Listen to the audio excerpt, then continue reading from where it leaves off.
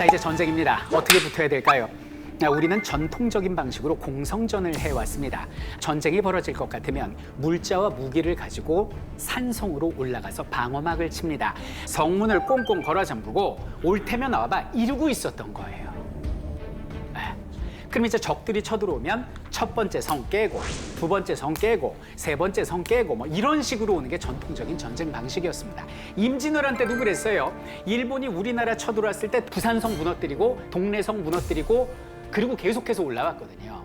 이게 전통적인 전술 방식이에요. 그래서 딱 성 안에 들어가 있었거든요. 근데 여기는 청나라는요.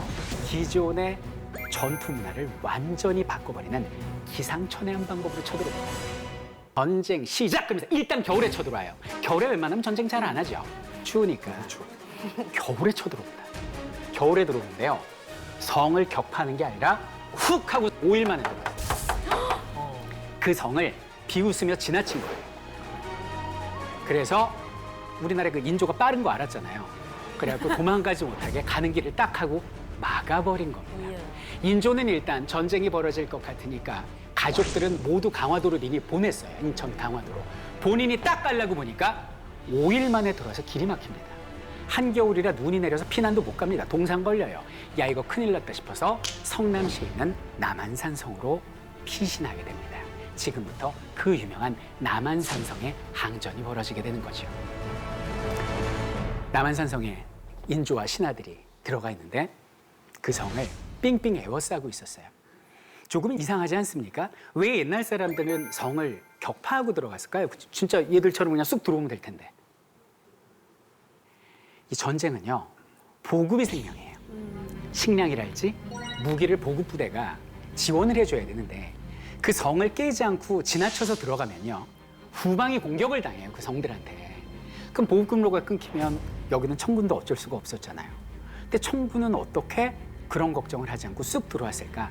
그만큼 자신이 있었던 거예요. 남한산성 에워싸고 있는데 우리나라 성에서 관군이 왕을 구하겠다고 쳐들어오다가 청나라 군대를 맞이하는데 기록에 따르면 우리나라 군대 4만 명이 말을 탄 청나라 기명 300기한테 패배를 합니다. 4만 명이 300... 네, 영화 300도 아니고 300기한테 4만 명이 패배를 해요. 그러니까 이미 국력에서 이건 상대가 안 되는 거죠.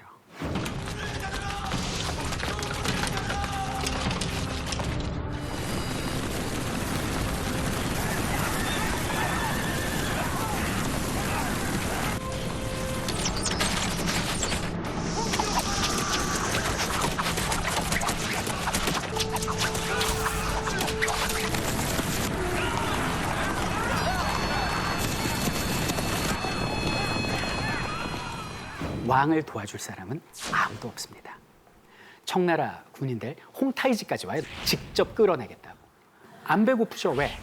뭐 보급로고 뭐고 민가 털면 되니까. 그때 다 털립니다. 그러면 누가 배고플까요? 남한산성에 있는 우리 인조 대신만 춥고 배고픈 거죠.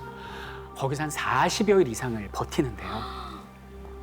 나중에 먹을 게 없어서 기록에 따르면 그 남한산성 안에 있는 소와 말이 서로 꼬리를 뜯어 먹습니다.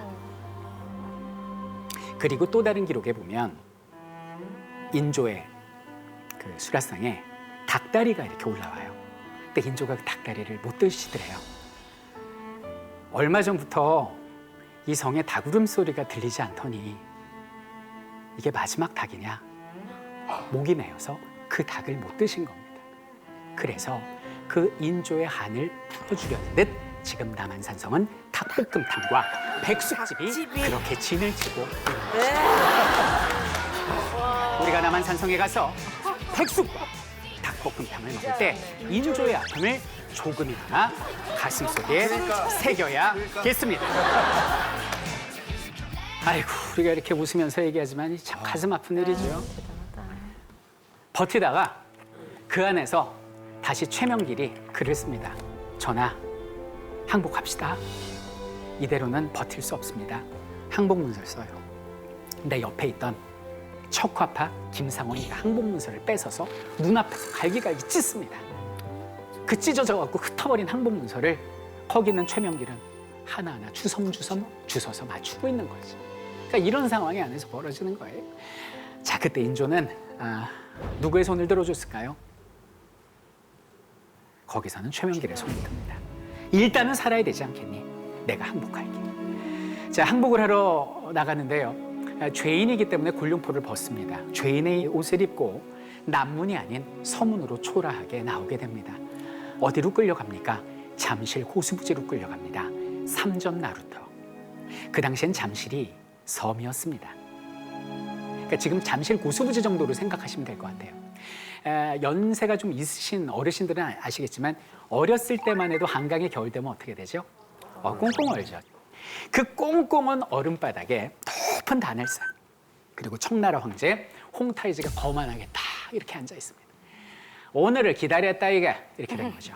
그리고 조선왕이 그 얼음바닥에 청나라 황제를 향해서 삼괴 구고두례를 하는데 이건 뭐냐? 큰 절을 3번 하는데요.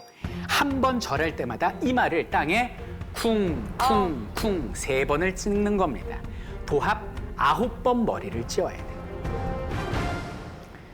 얼음에 그 머리를 찧으면 어떻게 되겠어요? 이마가 찢어지고 피가 흐르고 눈물도 흐르고 이것이 그 가슴 아픈 삼전도의 굴욕입니다. 그런데 실제로 뭐 인조의 이마가 찢어져서 피가 터지고 모든 드라마나 영화 보면 다 이렇게 나오는데요. 실제 그 기록은 존재하지 않습니다. 이건 아마도 그 당시의 상황을 극적으로 표현하기 위한 한맺힌 조선인들의 구전이 아니었을까라고도 생각이 되고요. 제 개인적인 생각은 기록은 없지만 100% 찢어집니다. 대청국과 조선은 군신의 맹약을 맺었으니 조선의 왕은 대청국의 황제 폐하 앞에 309 고두를 행하라.